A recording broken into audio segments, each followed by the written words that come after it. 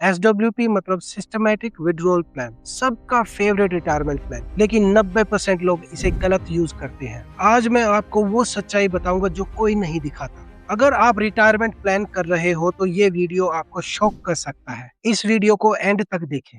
आपके parents retire हुए, हाथ में था 50 लाख, सोचा था 15 साल आराम से चलेगा, लेकिन सिर्फ 8 साल में खत्म हो गया। रिजल्ट, जिस SWP ने रिटायरमेंट में खुशियों का वादा किया था, अब वही प्लान एक डिसअपॉइंटमेंट बन गया। क्यों? उनका कोई इन्वेस्टमेंट बुरा नहीं था, फंड सही था, मैनेजर सही था, फिर भी पैसा खत्म हो गया। SWP में क्या हो रहा है?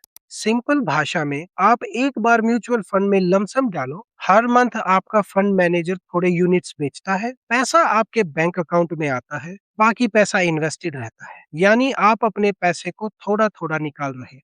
ज्यादातर वीडियोस ये दिखाते, 1 करोड़ इन्वेस्ट करो, 50,000 पर मंथ निकालो, 12% रिटर्न पे पैसा कभी खत्म नहीं होगा, 20 साल बाद भी 3 से 5 करोड़ बचे रहेंगे। सुनने में अच्छा लगता है, बट ये मैथ सिर्फ पेपर पे काम करता है, रियल लाइफ में नहीं। मैं आपको 4 कारण बताऊंगा क्यों आप या आपके पेरेंट्स का SWP फेल होगा, जो आपको कोई नहीं बताएगा। पहला आपको सरप्राइज करेगा और वो है, आप रिटायर कब होते हो। रिटायरमेंट फेल नहीं होती बुरे रिटर्न से, रिटायरमेंट फेल होती है गलत टाइम पे रिटायरमेंट लेने से। इसको समझो। आप मान लो आप जनवरी 2008 में रिटायर हुए, तब आपके पास थे 50 लाख और उसी साल मार्केट 40% गिर गया। ये मैं हवा में बातें नहीं कर रहा हूँ। We're red everywhere, essentially, down by 4-5%. We're down over 16%, 18%, 21%. 43%. अब आपका 50 लाख हुआ 30 लाख, लेकिन आप कुछ कर तो सकते नहीं।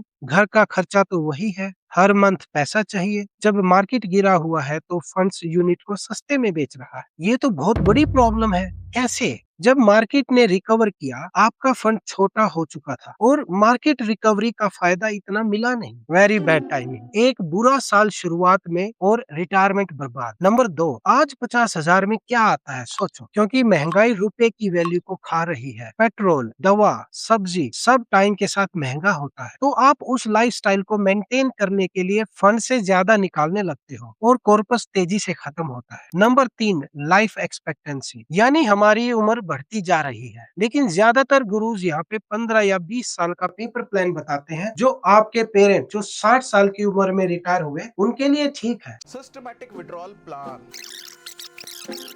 6 साल तक निकालता रहता हूँ, 14 साल तक मैं लगातार निकालता रहा, 22 साल तक निकालता ही रहा, लगातार 1 लाख रुपए पर मंथ।